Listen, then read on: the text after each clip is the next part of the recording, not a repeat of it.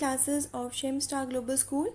This is Nabila Fatima and I'm here to teach you all social science. We have started a revision of this chapter, the expansion of British power in India, and this is revision video part 4.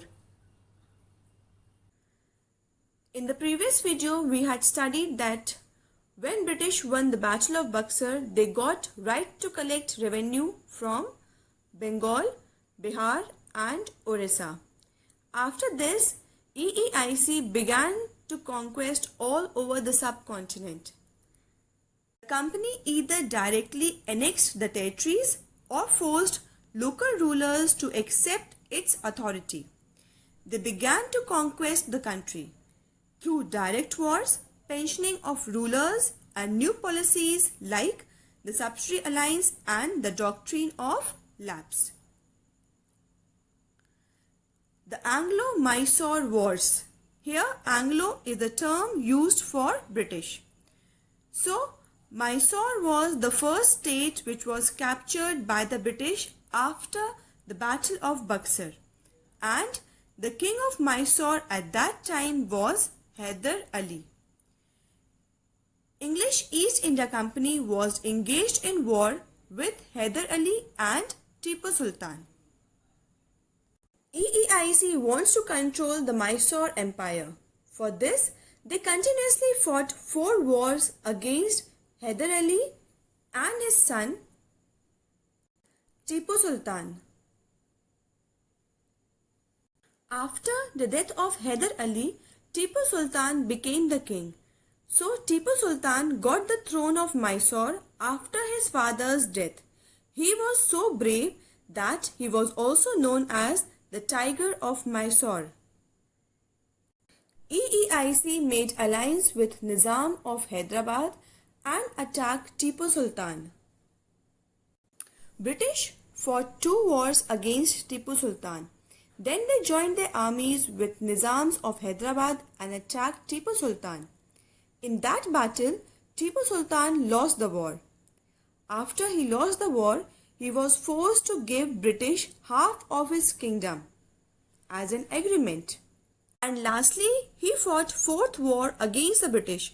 In that war, he fought bravely, but he was killed in the battlefield. And the kingdom of Mysore passed into the British hand. The Anglo-Maratha War. Now, the next battle of the British was with Marathas. The British regarded Marathas as their greatest enemy. The Marathas were the only power left outside the British control in the southern India. They considered them as their greatest enemy. There were no unity in Marathas. Taking the advantage of Marathas' disunity, British waged the war against them. And at the end, Marathas lost the war. Due to their disunity, Marathas lost the war against the British. The territories were reduced to small size and they were forced to sign subsidiary alliance with the British. Next is the Anglo-Sikh Wars. Maharaja Ranjit Singh had strong army. At that time, the king of Punjab was Maharaja Ranjit Singh. He had the strong army and he also had friendly relations with the British. But he died in 1839. When he died in 1839, there was civil war which broke in Punjab, and British took the advantage of this, and at last they captured Punjab. So Punjab was the last independent state to be annexed by the British. At the end, Punjab was the last state which was captured by the British. British wants to expand their territory, and for this they adopted many measures. One such measure adopted by the British was the subsidiary alliance, and it was said to be an indirect method of annexation. Subsidiary alliance was introduced by Lord Wellesley. The subsidiary alliance was started by Governor General Lord Wellesley and it was very clever method developed by the British to expand British territory indirectly.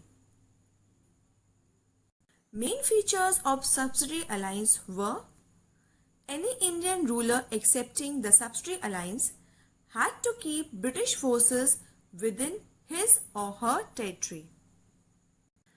Under this system, the British promised to protect the Indian states by keeping their army in the ruler's territory. In return, the Indian states or Indian rulers had to make payment for their soldiers. If the ruler could not make payments, then she had to give territory to the British. If the Indian rulers failed to make payments, then she had to give his territory to the British as penalty. Next feature of subsidiary alliance was the British official called a resident would stay at the court of the ruler. A British official called resident was also placed at the court of the ruler. The resident was supposed to give advice to the ruler, but in reality, he interfered in the internal matters and he even dominated the ruler. Rulers gave control of their foreign affairs to the EEIC.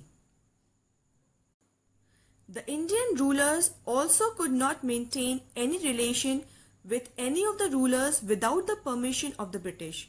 Thus, the Indian rulers lost their right of independent decision making, and even their military powers lies in the hands of the British. The last feature of subsidiary alliance was all non-English foreigners were expelled from the state of the ruler. Indian ruler who had signed subsidiary alliance with the British were not allowed to keep any non-English foreigners in his or her territory. So, after reading all these features of subsidiary alliance, we came to know that by subsidiary alliance, the British gave protection to Indian rulers, but ultimately they used to take all the rights from the king, and the ruler remained the king only for name. Real powers lies in the hands of the British. British annexed 1/3 of Indian territories by these methods only. The second policy adopted by the British was Doctrine of Lapse.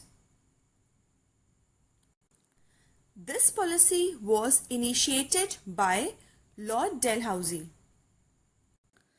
When Lord Dalhousie came to India as the Governor General in 1848, he was determined to extend the British Empire. So, he started a policy known as Doctrine of Lapse. Under this policy, if the subsidiary ruler died without male heir, then his territory would pass into the British hands. Earlier in India, if the king does not have male heir, he generally adopts someone and coronate him as a king who would later become king of that state. But according to this policy, if the king who had signed subsidiary alliance with the British did not have natural male heir, then the kingdom after the death of the king would fall into the hands of EEIC administration. The adopted son cannot be a prince. This policy of Dalhousie angered a lot of Indian kings. Few kingdoms which was captured by the British under this policy was Jhansi, Nagpur, Satara, Udaipur and many others. So, by these two policies, that is subsidiary alliance and doctrine of lapse, or by direct wars, British were able to set their empire in India.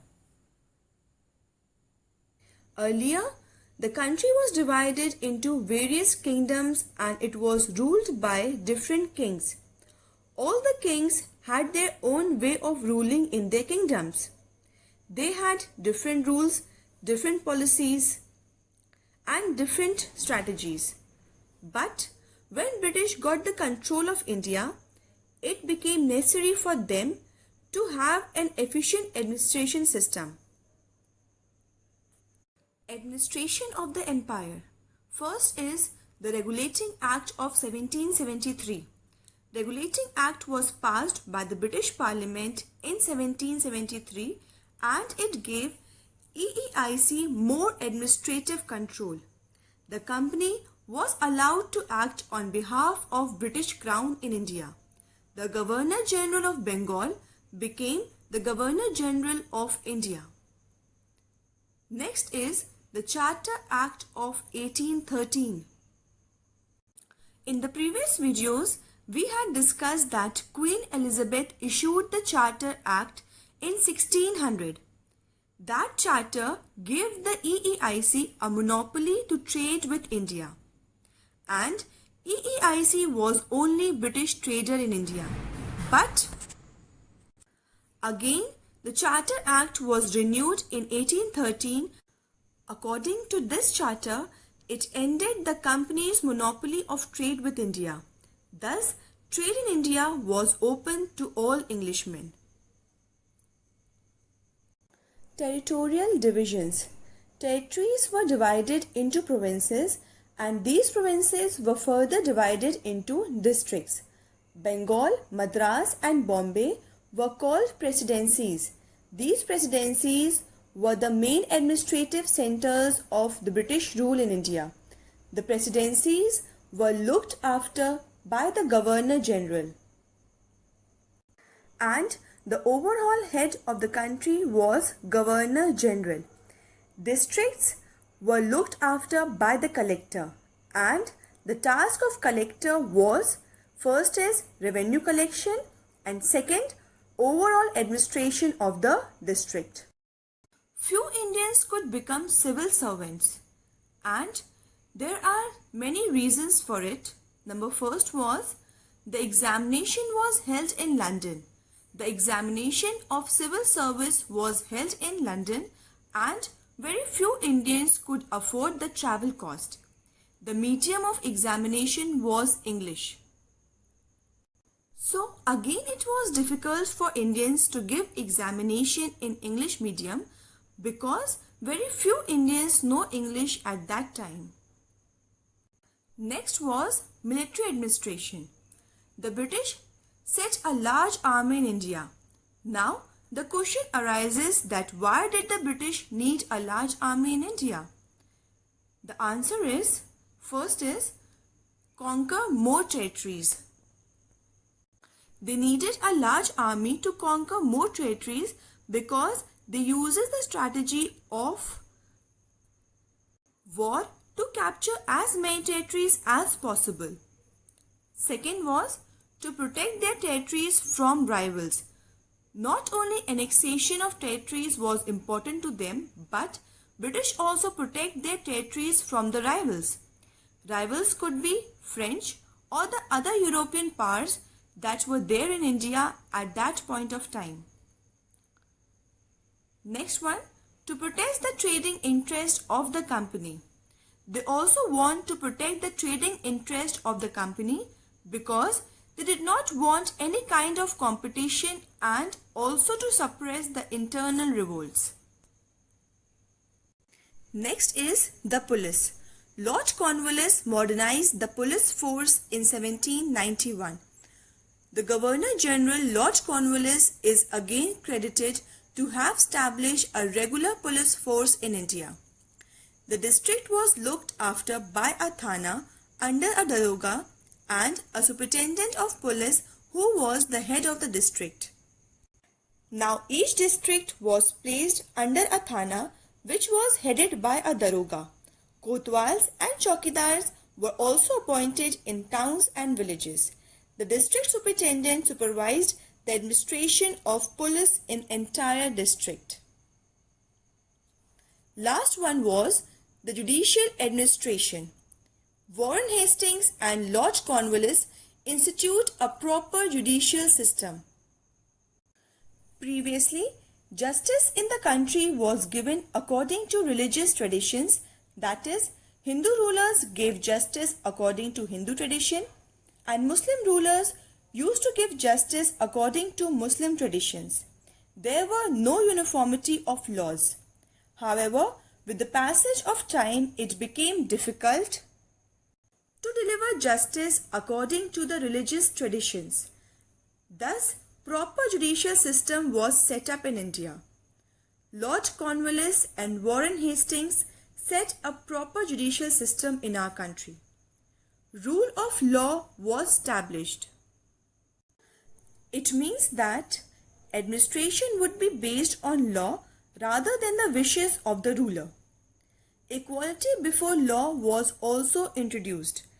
Equality of law was introduced throughout the country. This meant that all the people were equal before the law, regardless of caste, class, or gender. Hierarchy of courts was established. Afterwards, a hierarchy of court was established. Supreme Court was at the top of the judicial structure.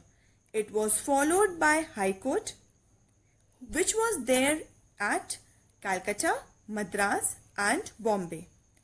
At the lowest level were the subordinate courts. With this, we came to the end of the chapter. Now, you are requested to watch all the videos of this chapter properly, and if you have any problem in any topic, then please ask from me by putting your questions in the comment section. Students, this is your today's assignment and this you have to do in your fair copy. This assignment contains 2 long answers of this chapter, the expansion of British power in India. This is question number 4.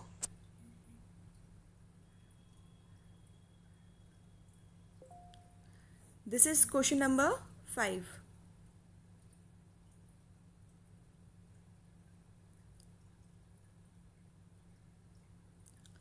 Pause the video, write the answers carefully in your fair copy and send me in the form of PDF in Google Classroom.